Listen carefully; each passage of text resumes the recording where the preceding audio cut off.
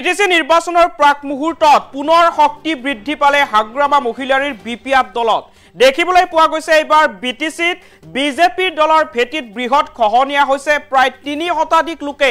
একেলগে এবাৰ বিজেপি দল ত্যাগ কৰিছে আৰু হাগ্ৰামা মহিলাৰীৰ বিপিএফ দলত যোগদান কৰিছে জনাইছো এটা পলিটিক্যাল ব্ৰেকিং নিউজ বিটিসি নিৰ্বাচনৰ প্ৰাক মুহূৰ্তত পুনৰ শক্তি বৃদ্ধি পালে বিপিএফ দলৰ বিজেপি এৰি শ নেতা কৰ্মীয়ে যোগদান কৰিলে হাগ্ৰামাৰ বিপিএফত নিৰ্বাচনৰ পূৰ্বে বিটিসিত বিজেপিত এবাৰ মৈক্ষম আঘাত ৩ শতাধিক বিজেপি কৰ্মী সমৰ্থকে এবাৰ যোগদান কৰিলে বিপিএফ দলত হালবাৰী সমষ্টিৰ বিজেপিৰ টিকটৰ দাবিদাৰ ৰাজু কুমাৰ বসুমতাৰীৰ বিজেপি ত্যাগ বিপিএফত যোগদানৰ বিজেপিৰ বিৰুদ্ধে ক্ষোভ উজাৰিলে বসুমতাৰীয়ে বহু কষ্ট কৰি মই হালবাৰীত বিজেপিক আগুৱাই লৈ গৈছিল কিন্তু জনজাতি সংৰক্ষিত পৰিষদীয় সমষ্টিত বিজেপিয়ে বড়ো ভাষী লোকক প্ৰাৰ্থিত্ব নিদিলে আৰু বিটিসি নিৰ্বাচনৰ পূৰ্বে পুনৰ শক্তি বৃদ্ধি পাইছে হাগ্ৰামা মহিলাৰীৰ বিপিএফ দলৰ এইবাৰ দেখিবলৈ পোৱা গৈছে বিটিসি নিৰ্বাচনৰ প্ৰাক মুহূৰ্তত শ বিজেপি কৰ্মীয়ে দল ত্যাগ কৰিছে প্ৰায় ৩ শতাধিক বিজেপি কৰ্মীয়ে এইবাৰ দল ত্যাগ কৰিছে আৰু দল ত্যাগ কৰি হাগ্ৰামা মহিলাৰীৰ বিপিএফ দলত যোগদান কৰিছে উল্লেখ্য যে হালবাৰী সমষ্টিৰ বিজেপিৰ টিকটৰ দাবিদাৰ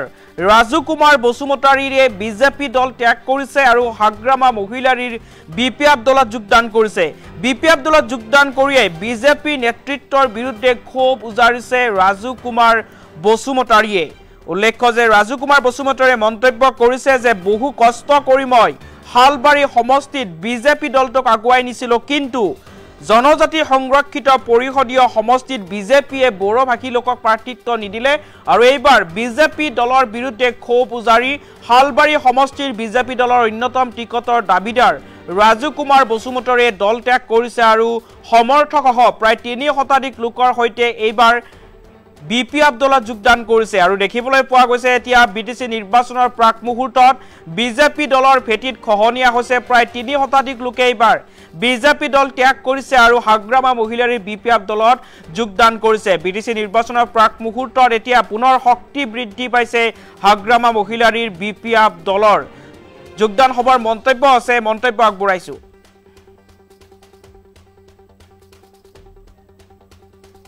হালবাৰী যেটো বিজেপি পাৰ্টিত মই 3টা কাৰ্যালয়ৰ জেনেৰেল সেক্ৰেটাৰী হলো ইমান কষ্টকে দলটোক আগবাঢ়াই লৈ আহিছো যে খৰামাৰা বা হালবাৰীত বিজেপিৰ এখন পতাকা মাৰিব পৰা সুবিধা নাছিলে সেই সুবিধাখন মই কৰি দিলো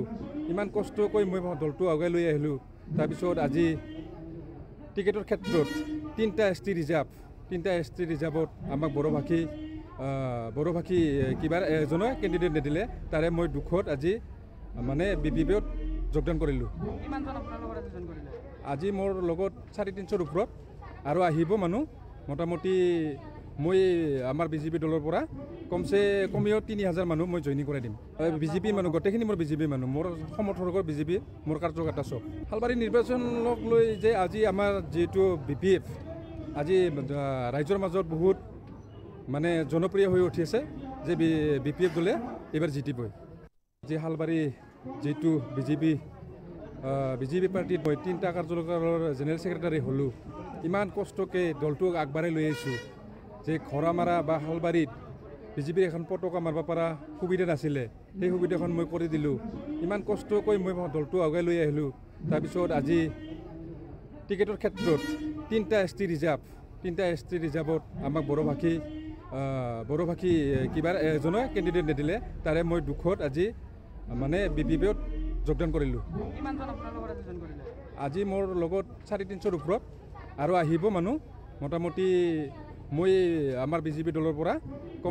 কমেও 3000 মানুহ মই জইনিং কৰাই দিম বিজেপি মানুহ গোটেইখিনি মোৰ বিজেপি মানুহ মোৰ সমৰ্থকৰ বিজেপি মোৰ কাৰ্যকৰ্তা চব হালবাৰী নিৰ্বাচনক লৈ যে আজি আমাৰ যিটো বিপিএফ